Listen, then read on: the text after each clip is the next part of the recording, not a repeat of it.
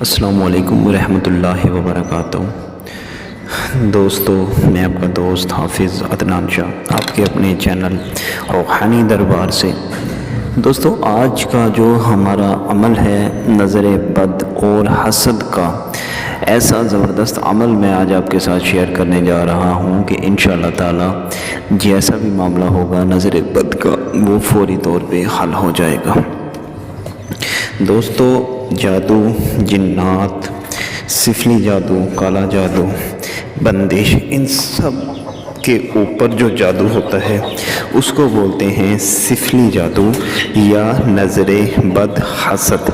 نظر بد جو ہوتی ہے وہ انسان کو قبر تک لے جاتی ہے۔ تو دوستو، آج اس نظر بد سے آپ کو بچنے کا میں ایک بہت ہی آسان سا عمل بتانے جا رہا ہوں۔ اگر کسی کو نظر بد لگ گئی ہو، اس عمل کو کرنے سے انشاءاللہ تعالی اس انسان کو شفا ملے گی۔ اب اس کا طریقہ یہ ہے کہ 10 سے 15 دانے رائی، 10 سے 15 دانے پیلی سرسوں کے، ایک ثابت لال مرچ، ان سب کو مکس کر لیں۔ اگر گلے میں کوئی تعویذ یا دھاگا ہے تو اتار دیں، اگر عورت ہو تو بال کھلوا لیں۔ پھر اس سب کو 7 بار سیدھا اور 7 بار الٹا وار لیں۔ پہلے 3 بار تکبیر، 3 بار آیت الکرسی اور 3 بار سورہ فلق اور سورہ ناس پڑھ کر پھر اول ان کو سیدھا اور پھر الٹا وار کر تیز آگ میں جلا دیں۔ اگر نظر ہوگی تو مرچ میں سے دھواں نہیں اٹھے گا۔ اب 1 عدد لیمو لیں پیلے رنگ کا، اس پر پرہیتیاں لکھ کر 7 بار وار کر اس کے چاروں ٹکڑے کر کے چوراہے پر پھینک دیں۔